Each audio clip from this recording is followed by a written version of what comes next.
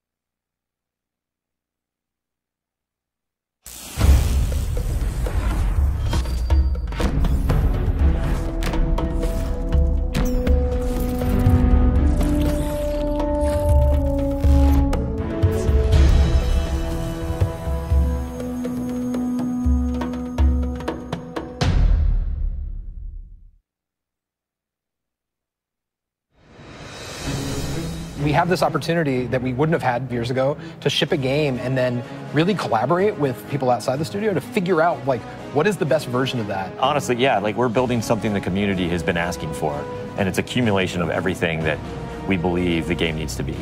The upside to that is we're not holding anything back. All the feedback we've heard for the last year is, this is it, it's in Forsaken.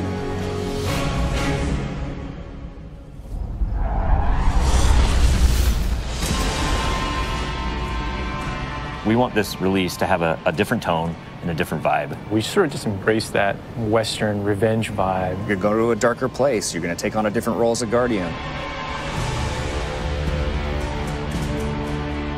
A barren landscape with like the asteroid vibe with like tumbleweeds. And I mean, that just sounded cool. Grit, man. I want to bring the dirt back. But what better way to start a story than to start it with a prison break? Right. Cade's been filling this prison with bad guys that are really bad. And so when it breaks, things can happen to all the world. First place you're going to go to is the Tangled Shore, which is a new part of the reef that you've never seen before. That's right, my friend. It's a collection of lashed together asteroids and rocks out in the asteroid It's belt. very otherworldly, and it's full of pirates and assassins and bad guys. thieves. It's become a lawless place. It truly is a frontier. It's completely taken over. The most malevolent force there is the Scorn.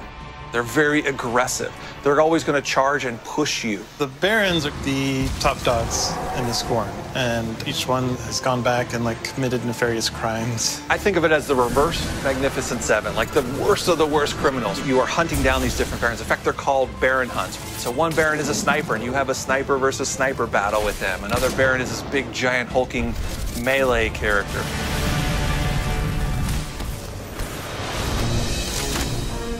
One of the things we're most excited about is the new weapon system. Hey, if you like Destiny 2, great, play that way. But if you like Destiny 1, great, play that way. But if you're crazy, why not 3 shotguns, right? Just for the fun of it. We need to have as many ways as possible, and then we need to have people fighting about it. Like, no, man, you f***ed up, you're taking the wrong weapons, or can I say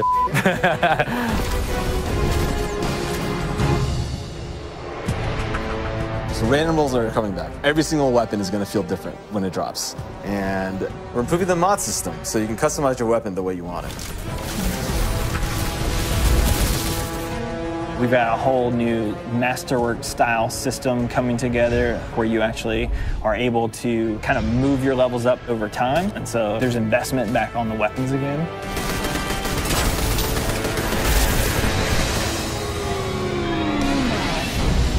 New supers, yeah, crazy new supers. What's your favorite? Fire knives are awesome, which is a different take on Golden Gun. We took a lot of inspiration from Rise of Iron, cast that thing. You got a huge hammer now, and you slam that thing down, and it sends out this fire in front of you that then creates a fire tornado. We gotta take it to the next level, you know? The idea that anyone who plays, however they play, they're gonna have some new way to engage. Yeah. I'm in love with the new Void Warlock. Teleportation that's like super anime, just like We've been having great games with the Arc Warlock. Basically cast this thing, he pulls back. Yeah, and it's gonna break the game, and I think that's amazing, yeah. You know? We also wanted a new weapon type that felt meaningful, so we came up with a bow and arrow, which seems kind of crazy, but when you use it, you feel like godlike. It is utilitarian, it's fantastical, it's also sci-fi. So we have a short range bow, we have a medium range bow, we have a long range bow. We built this guy who's like supposed to be super techie. You're like, why would you ever choose a bow in a game that has an automatic, machine gun? But boy, it's deadly. I mean, that's a nice machine gun you got there, buddy, but right, and then it's done. The biggest thing for me going into production on this game was like a new way to play, a new thing to do that like is new to Destiny. Let's see what we've got. You want to be able to give players what they want, but also surprise them. Gambit is a brand new mode. Destiny begs to marry PvE and PvP together. It's like adding bacon to peanut butter and jelly. You start off being able to see the other team that you're going to compete against, so you can taunt each other, you can emote. Each team is in their own separate arena, and they're being assaulted by combatants. They're dropping motes for you to collect, you bank them. When you put them in your bank, you're going to send a blocker over the other side that locks their bank down. They can't put motes into it until they take out that blocker. Filling up your bank with the motes is how you summon your primeval. You burn it down, that's it, round's over. The interesting part is that we allow one person from your team to go over to the other side and physically invade. I mean, I've seen people that just hate PvP. Like, the first time they invade and they get multiple kills, they'll come back and they'll be like, suck it! It's awesome. We leave the raid team alone. I mean, if you can't tell, like, we just kind of let them do their own thing. But we have Joe over there. For this next raid, we wanted to get back to the epic adventure where you're going out to slay a big monster again. This raid has more bosses than any raid we've ever had before, and we're really excited to get players in there. The raid is actually about more than just the raid. It's about the Dreaming City, the place that the raid exists. And it's an in-game destination that we've never done before. It's the awoken homeland.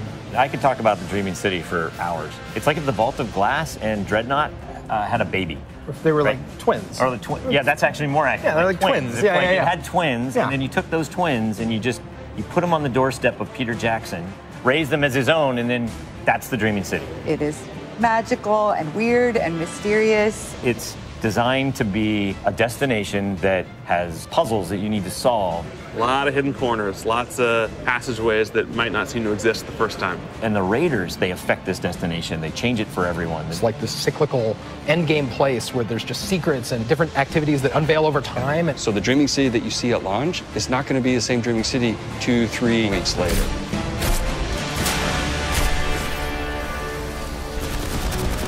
So with every design decision we made for the Forsaken, like the first thing we ask is how will the community react to this? Players want their investment in Destiny to matter, and they want to be able to see that reflected in the content. We knew we wanted to do something for the collectors in our game, so we built a feature called the Collections. It's a way for you to track all the items that you can go out and acquire. There's so much gear in our game. There are 2,000 items you can get. Go get them. You can look at sets and you can say, I haven't filled out this set. What do I have to do to go get it? If I want to find like how many guns in the world, I can actually go look now. We also had a triumphs thing, which is just acknowledging your achievement. It like ties into records, it ties into lore. It's a thing that can help you drive like, hey, I want to do that. And if I do those things, I can get a title. Like I can have a title floating over my name that says that I'm a god or whatever. Not me, like you. We want Forsaken to feel like a game that never ends. So we're going to reinforce the hobby and make the experience something that can be played night over night. We're changing the weapon slides. We're changing how the pursuits work. We're adding new features like the collections and the triumphs. We built Gambit. We've got a whole bunch of new weapons to chase, exotics that are really powerful. We have Lisa focusing on some sweet new exotic armor. Maybe we gone overboard, like dialed it too high. Ore to go out there and collect in the world, exotic armor pieces to go out there and hunt. We're working on armor perks, random rolls, new mod system, new subclass pass. We're making Forsaken for people who love Destiny. Making a game that we can all love, that is the goal. That's what we're going to constantly be pushing towards, always. Everything we're building is through that lens.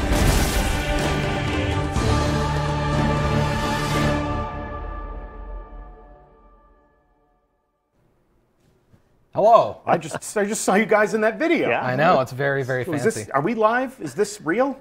Calm down, dude. I guess, is this now? It's just me. Okay. Everything's fine. Okay, good. Well, in that case, welcome to the live portion of the show. That was obviously a Bungie Vidoc so that we could reveal Destiny 2 Forsaken, a major expansion to the game that we've been playing since last September. And this September, we're going to have all new ways to play and collect and evolve and do awesome stuff. Yeah. So it's my pleasure to introduce you to my two fellow co-hosts, two developers who have been leading our team in the development of this new adventure.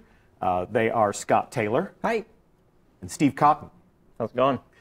So these two gentlemen have been with me on stream previously. If you've been watching Bungie streams for a while, they may seem familiar to you. Scott, you and I sat next to each other right around this time last year. 2 years ago. 2 years ago. Yep. God, time passes It so does. fast when you're playing fun.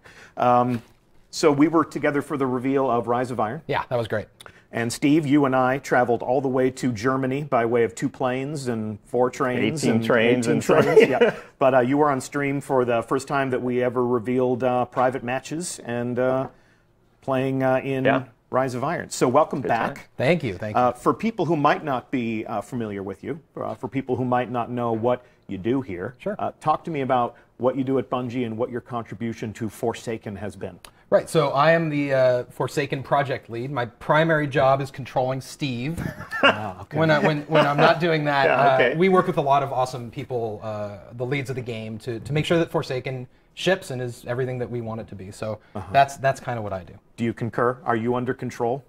Well, for loose cannon, I guess maybe. No, he keeps me under control. Yeah. Step into analysis. Step into. Look at that! It worked. It worked. It's the Westworld. So what's your role on Forsaken? Oh yeah. You know, in a game, any game, but a game like Destiny especially, somebody kind of has to try to keep the whole game in their head so that we're making all the right decisions for what's best for the game. So I guess that's what I do, and you know, set high level direction and goals for the teams. But mostly, I think I just listen to a bunch of great ideas and nod a lot. Yeah. Okay. And we, enabling so many different disciplines, so many different teams to work on this game, and we got to meet a lot of those teams and a lot of those people in the Vidoc. Narrative designers, sandbox designers, mission designers, activity designers. So it's all coming together all over again under your direction. So we're grateful for it.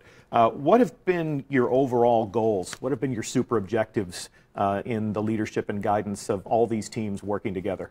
So we had two goals with the Forsaken, Scott and I. The first was to kick off the game with a brand new story, one that had a new tone and a new style, one that we're both really, really excited about. Yeah. You saw a little bit of it in the Vidoc, but just a little bit. We're not going to talk about that much today. I think we want to leave that for a little bit later. But the other goal was that we wanted to reinforce the Destiny hobby. And that was about bringing depth back to the game. It's about not depth in the way that we challenge players, and the way that they discover secrets and the systems, and the way that they learn about the game and feel smart and think about the game. So those were the two goals. Okay. When you talk about bringing depth to the game, I think we took a look just briefly at the Dreaming City during the Vidoc, and I think this is a great piece of evidence as to your commitment to the end game and exactly how you're bringing this depth to the end game. And I love the statement that this is the first time that we've ever built a destination to serve as the home to the end game, a place where all of those things can live. Yeah. So I don't want to spoil the surprise here, because that's what the Dreaming City is about. About being a surprise, but it is a destination built to have some of the most difficult challenges and the deepest secrets. But it's one that I think we want to leave for another day as well. Secrets aren't very valuable. We're being coy about a lot. It's funny. Yeah, we haven't. I mean, actually, we're just really excited about the Dreaming City, and it ties into the raid in a really special way. And so we're showing more of that than we have before. But it's because we really want to show that the raid and they all tie together in a really impactful way. But player discovery is really important, and so I think we're going to kind of leave it there. That's fine for this. But you have a lot of look end how game. Pretty. You have a lot look of how pretty. It is pretty. Look how pretty. It is pretty, and you have a lot of end game promises to make. These are promises that we will keep in the game, and also promises that we will elaborate on all summer long. This stream is the beginning of a conversation. I think we're kind of creating a table of contents of conversations that we will have later on. The story reveal is planned for E3. So next week, we'll learn a lot more about the story that they're telling. We will learn more about our endgame challenges as the summer unfolds. May even invite some people outside of our studio to experience the Dreaming City and to talk about its promise, because we're pretty good at saying that what we make is cool, but an outside perspective is always valuable. So these are curiosities that we will pay off later. Apologies if you want us to delve all the way into the deepest reaches of the Dreaming City. We want you guys to play this game. We want you guys to play the game. We do, in fact, want you to play this game. So these are conversations that we'll have later. Something that we talked about a great deal in the Vidoc was Gambit. Gambit, my shirt. Gambit, yes, or as our community has come to know it, Redacted. Yes. So this was the super secret mode that we have had some people in our community get a first glimpse at here in our studio. If you were one of those people, one housekeeping note, we do want your reactions and your hot takes about Gambit to be kept under wraps until the first day of E3.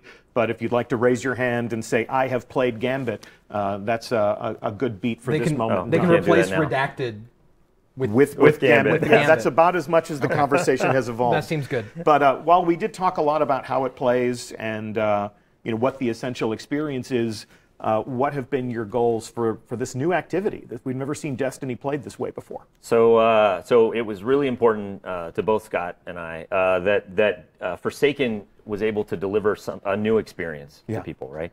And so what we gave the team, Lars, Robbie Stevens, the team free reign to invent something completely new, but specifically one that took advantage of all the best aspects of Destiny. So shooting monsters in the face, shooting guardians in the face. Bring those together and then add like big bosses and small bosses and treasure goblins. And like moat goblins. There's moats. Yeah. Moat goblins. Like a golden axe. Yeah, and then one player's moat is another player's treasure. That's true, actually. Yes, that is true. If you bank those are a thing. Those are a thing. Yeah. So all of those things, and then the team did something really awesome, and they added a risk-reward strategy mechanic to the game that really changes the conversations and the way that the decisions that you make during the game. It's no longer just about how fast can I shoot a guy and bring him down. It's about, well, should I be killing guys? Should I be collecting motes? Should I be banking? Should I be invading the other team? And so the result is fantastic to play. The community got to play it. And then, actually, this is really cool. At E3 next week, people will get to play Gambit. That's what we're going to have there. So on the show floor, we're going to have Gambit. And Gambit will also be like, on the Director, it'll be its own node. This new activity will live alongside the Crucible, the Strikes, and now we have Gambit. Yeah, it's its own thing. So, as Scott just said, we will be at E3 for the 6th year in a row. We will be at the Activision booth, working with our friends to put on a great show for everyone who gathers around that space. Stop by and play, stop by and spectate. This is our first opportunity for people to get hands-on with this new activity.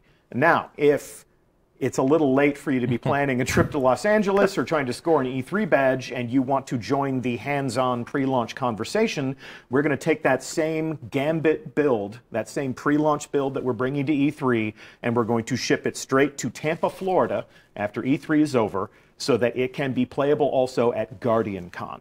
So we're going to be sending an away team to that gathering of community and content creators. Gambit will be playable there. And if you want to be included, get yourself a ticket to GuardianCon because we'll be there too, and we'll see you there. Anything else that we want to say about Gambit before we move on? Just excited for people to play it. Yeah. Yes. So you've talked a lot about reinforcing the hobby, and once the Destiny campaign is finished, a lot of players are always asking us, what's now? What's next? How are you going to keep me engaged over the course of a year? Give me a roadmap for all of the other moments when I know that my hobby as a Guardian is going to be infused with new things to do. One of our new answers to that question is something that we're calling the annual pass. This is a new way for us to sustain the game with new releases of content. And if we can keep the main graphic on the screen for just one moment longer, I want to call out the fact that the annual pass has 3 different releases.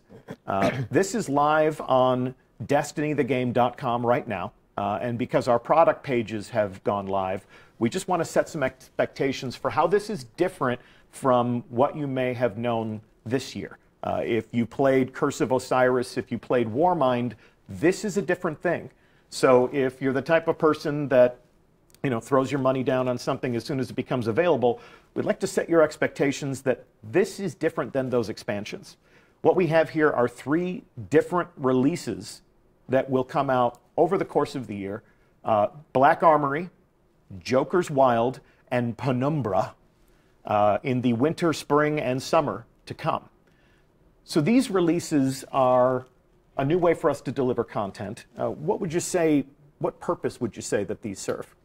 I think that the purpose here is to give you more of what you want more often, and it's also about more about chasing the power and the gear, and basically that's it. I mean, it's Yeah, more often, more stuff that you care huge about. cornerstone for Destiny, the acquisition of power, the collection of new gear, the upgrading of your character. That's really what people talk about when they refer to the Destiny hobby. Let me take a deeper dive into exactly what you'll find in these different releases over the course of the year in the annual pass.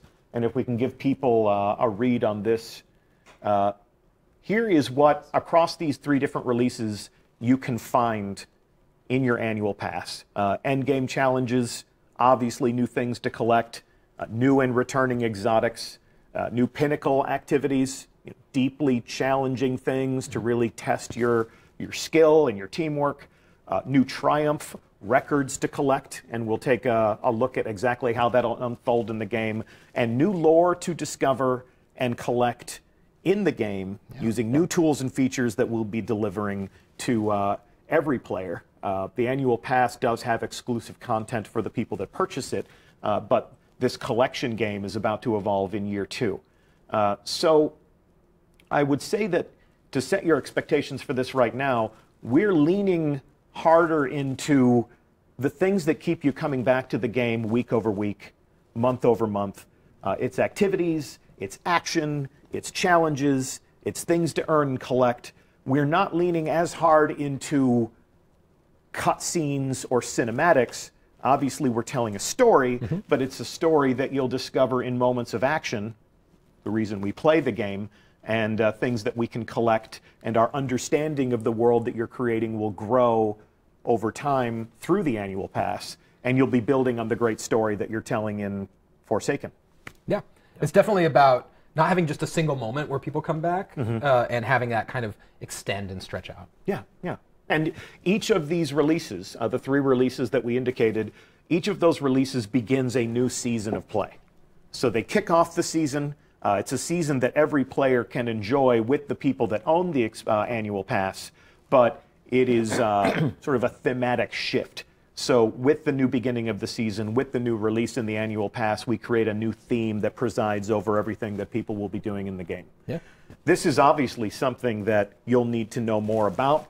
This is something that we will be talking more about, but because it's live and because it's available right now, we felt this was an important conversation to have before everyone made the assumption that, oh, these are these 2 expansions that I'm used to getting in Destiny. We've reinvented the way we sustain the hobby. We've reinvented the way that we release new content after launch, and we'll talk more about this. We'll talk more about everything we're talking about today, but we'll definitely talk more about this soon. Anything else you think I should be saying about that? No. That's kind of the new raw space, but we'll get more into it. In addition to the annual pass, obviously there's all the things that we do for every player of Destiny 2. And we're going to continue to update the game. Got a brand new roadmap to put on the screen. If all has gone according to plan upstairs, we have a brand new roadmap that has been updated on Bungie.net right now. So if this isn't entirely legible on whatever screen you're using, Bungie.net has our new June 5th development roadmap, and this is where we plot the updates that every player of Destiny 2 will receive. And as you can see, update 1.2.3, 1.2.3, so you don't think I'm just counting, due out on July 17th, has some pretty exciting new developments that will change the game even before Forsaken launches. Let's call out some of the things that we're looking forward to the most. Solstice of Heroes seasonal event. It's very fun. Yeah. So, and while the annual pass will have different things for players to tackle and enjoy, every player of Destiny 2 is going to continue to enjoy these seasonal events, these special occasions. Solstice of Heroes really deserves its own proper reveal. Yeah. So we will talk more about how that'll play out. 6v6 quick play. Pretty great. Yeah. So the 6v6 playlist in the Crucible will permanently be home to 6 players versus 6 players. We'll keep competitive as that, intimate, a little sweatier, a little more challenging 4v4 engagements. And for those solo players out there that aren't excited about 6 players versus 6 players in those stacked teams, the Rumble playlist becomes permanent. And then all of the other things that you may have seen on a previous roadmap, bounties, prestige raid lairs, and some of the different features that improve your quality of life as a player. let's move on to year 2. Yeah. Along with the launch of Forsaken come a lot of interesting evolutions to the Destiny player experience. Scott, I think you can agree with me when I say that the most important development, the most important update on this list, bulk shader deletion. I don't think it's a question. I think it's just. I think that is just a fact. That we can just move it up the bulk list. shader, and then shaders also are Put it where evolving it belongs. in our other some other features. All kidding aside, shaders have been a very large conversation in our community, but there's a lot of other things here that a lot of players of Destiny can get very excited about. Power matters in Iron Banner and Trials. So if you want to win in the Crucible and those special events, you better commit to the progression of your Guardian. What else are you excited about? What else you want to call out? Oh man, well there's Vault Space, which is also another thing that we add all this content, and I don't want to spoil ahead, but we're adding some random roles. And sure. We can jump into that. But those things all tie together, right? Yeah. And so because we're doing that, the Vault Space is pretty important.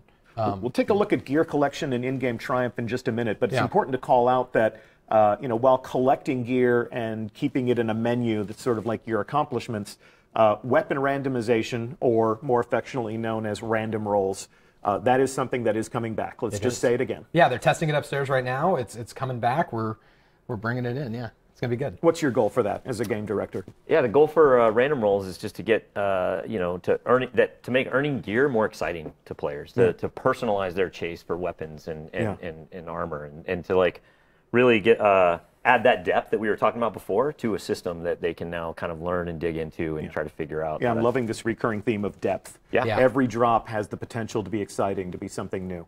And then when you get those weapons, how do we arrange them on our character? The weapon slot changes are something that are in development. We've seen that in playtest.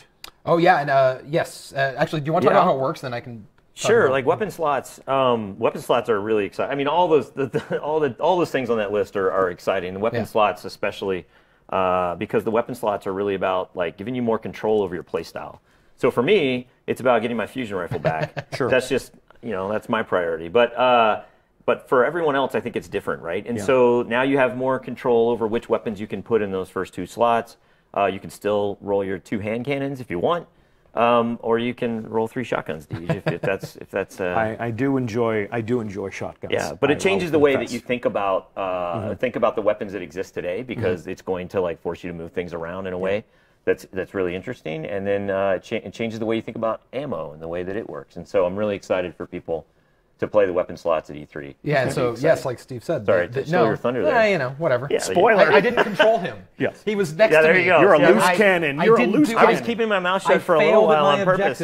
No, so at E3 we said we're going to play Gambit. That means we're also going to be able to play test the new thing. So if you want a sniper in your primary, you want to play the bow, we're going to have those things as part of that Gambit experience. And an E3 test build, is usually it's in development. It's not the full game. It's not the finished product. Yeah. We usually deploy a limited inventory for use there, so it won't be the full realization of how the new weapon slot changes will work, but it'll give people a sense of how we're changing combat with access to different types of weapons for different opportunities. And like you said, you're going to let people play the way they want. Yeah, and those are all going to be Forsaken weapons too. So it'll be new cool stuff that people get to see in the different slots. Yep. And I did say that Destiny won't necessarily become Rocket Launcher the game, or was that just a fever dream from a rehearsal that we had prior to the stream? You said the fever dream. Did I say that live? Is this now? No, this is now. Is this now? Okay. Yeah, so there's all sorts of other conversations that we'll need to have about ammunition and balance and all of those things. So this will be a long conversation throughout the course of the summer. Where are we going next? We called out on the roadmap that gear collections and in-game triumphs are something that we're bringing to every player of Destiny 2, and we caught a glimpse of that in the Vidoc. But just to reinforce the fact that it is in fact real, I would like to break net live to a build of the game. Can I say something? I would love for you to say something. So this is a build we propped from someone's machine. It's totally in development. We are going full transparent. You're going to see things, numbers, whatever. They are all they're not fake, but they're not real. They're not done. They're not done. We're back in Westworld. What is it? So they're not done. And so when you see something that's a number on a screen or This is about, we're going to show you guys the bones, and I am not uncomfortable about this. This No, is going to it's be great. This is a look behind the curtain. This is a glimpse of something that is, in fact, in development. You can see our brave guardian named Bungie TV. This is a hunter that we have cobbled together for the purposes of this demonstration. This is obviously not my character, because hunter. But What are you? I'm a warlock. I know. Have we met? I'm a warlock too. There you go. How you doing? Here you go. What are you, guys Steve? Can take Titan. You guys are can you? take your warlock. Okay, so that's the end of the stream. No, I'm kidding. So if we take a look at the global navigation here on our user interface, across the top, the first thing you'll notice are some new feature tabs. The first that I'll call out are the triumphs. Yep. And if you can pay some special attention to some of the headers here, all of this is a work in progress. I want that placeholder medal. Yeah, you want that placeholder medal? Yeah, exactly. That's a hard one to get. Is it bad that I actually want it just because it's like glowy and yellow? But there's a lot of empty space that you can populate here. You talked during the Vidoc about some of the different badges and some of the different titles that you can display to commemorate your accomplishments. We're going to take a very high-level view of this, and everything that you're about to see is a work in progress. So you can screenshot this, you can speculate this, all the numbers will change. As you can see, we have Gambit-specific triumphs to collect and to lord over your friends. How you collect motes or the blockers, or you can see that we've broken this out into different categories. Again, there are not 0 of these things, but you can see that this is about creating many different levels of meaning and letting you gather these things together and categorize them in ways that make sense. So that's Gambit, and then across here you can see that, again, the numbers are meaningless right now. We are in development. Different triumphs for PvP. You'll be dispatched by the Vanguard, and then, of course, we are collecting in-game lore so that when we're telling stories that you discover and collect, even if there aren't cinematic cutscenes, which you have in the Forsaken campaign, of course, but throughout your hobby as a Guardian, there are going to be other things that you get to collect and add to this space. And really quickly, how that works is that you're going to find items in the game that tell a story, and then you can go and gather them and collect them and then read them in here. Wonderful. Yeah. Okay. You're going to find that story out of order too, right? Yeah, I mean, you're going to find. Yeah, so like yeah, you're going to find items out in the world, Yeah. and you're going to open them, and it might be page 7 of the story, and you're going to piece it together throughout your travels of all the destinations. Like a well-armed anthropologist. So let's take a look at collections. A lot of people have, when they talked about Destiny, they're like, how many guns, how many exotics, where can I find that stuff, how do you get that stuff? This is going to be a great guide as you assemble your perfect arsenal. Again, we're going to leave a lot of this stuff for exploration at a later date, but just to show you how one of these categories works, we're going to take a look at the exotic arsenal. So you can see here that we have this grouped out by weapons and armor. So if I find something out in the world, if I buy something from Xur, if that fated engram pays off, this gets added to my collection. Yeah, so once you've acquired something, then it's here. So this is obviously similar to the kiosk that's in the tower, but one key difference, as you noted earlier, is that this is with you at all times. Yeah. So certain weapons, like the exotics here, you can buy back for a price, and so you can, with the vault space and with this, you can kind of move with some more confidence that you've gotten the thing that you want. And when you say buy back, like if I were to acquire Sweet Business and dismantle it, not that I would ever do that, Why would you because do it's that? so sweet. But if I did that, and then later on somebody said, you dismantled Sweet Business? What are you, an idiot? Like, what, did you think you weren't going to put an exotic in your heavy slot? Well, you are an idiot. Yeah, I know. I am an idiot, but I still play this game, and I love it just the same.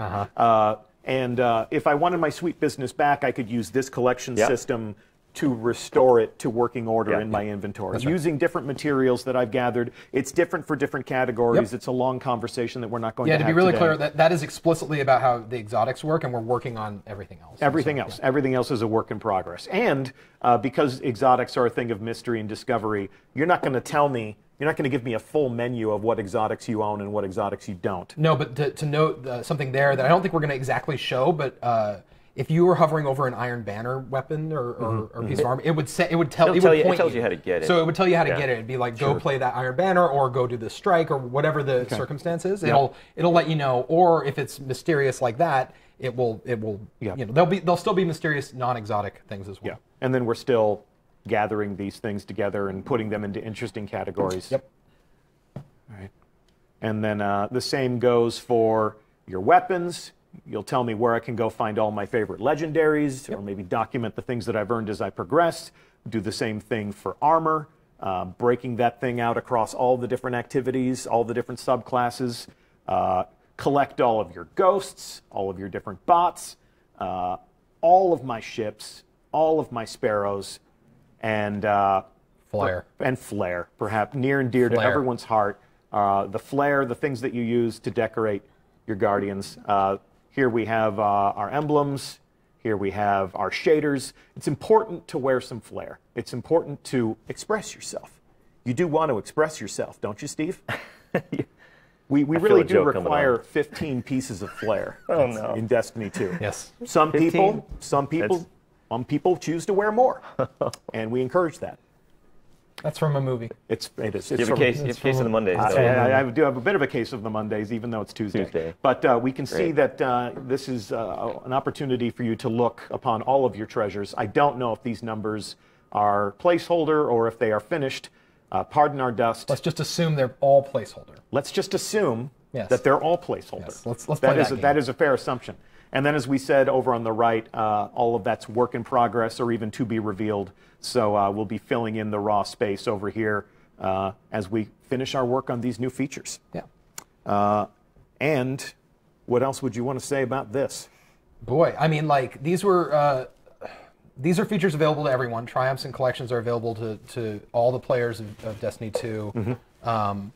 So we're excited. I think that all these things go together to tell a story about depth and about Destiny for me is at its best when I have a triumph I'm chasing that's tied to a bounty, that's tied to a material I'm gathering from a public event. And I feel smart because I chose to do these things, and I'm trying to get the lore to finish the book, and so Destiny's really unique in that way where I love Destiny the most when it's that, and I think that that's been a big piece of what we've been trying to do. It was really powerful the moment this went in, and we imported our own characters from home, and you could see this just populate with the stuff you had and then the stuff that you still didn't have. And so I know a lot of people out there have almost as much, probably almost everything that they could possibly think that is out in the game, but this tells you, like, no, you still don't have this piece, or you still don't have this thing. So that which can become sets a motivation. do you want to complete? Right. It was and really powerful. Collections launches with Forsaken, so it's not going to be like Moments of Triumph where we say Moments of Triumph are live and our most hardcore fans go in and say, cool, I'm done, where's my shirt? Right? Like, there's going to be all new things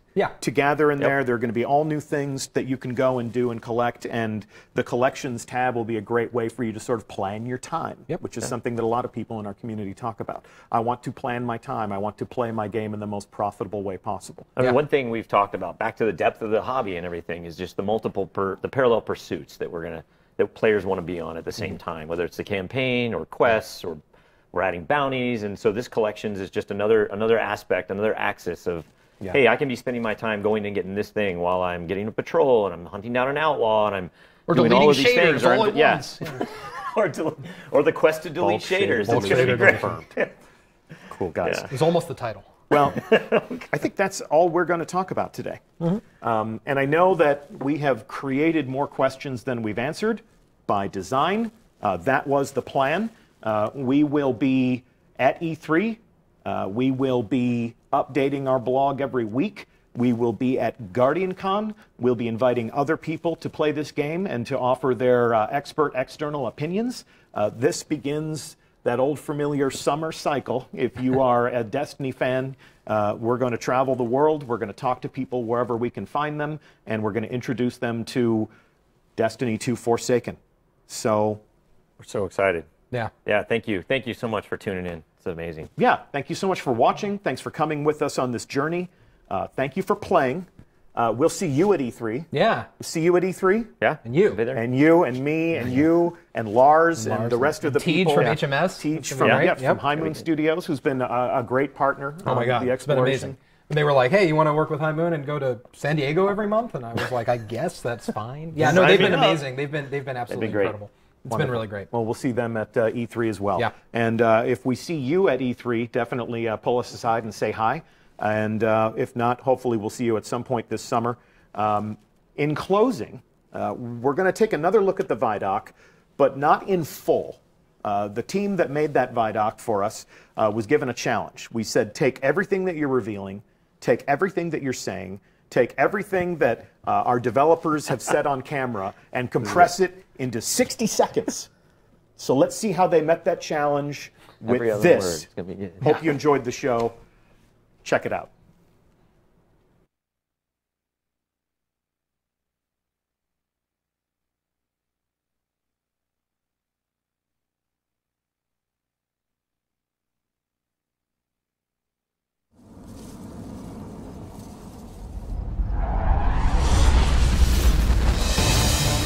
We're building something the community has been asking for. We want to be able to give players what they want, but also surprise them. We want this release to have a different tone and a different vibe. You're going to a darker place. You're going to take on a different role as a Guardian.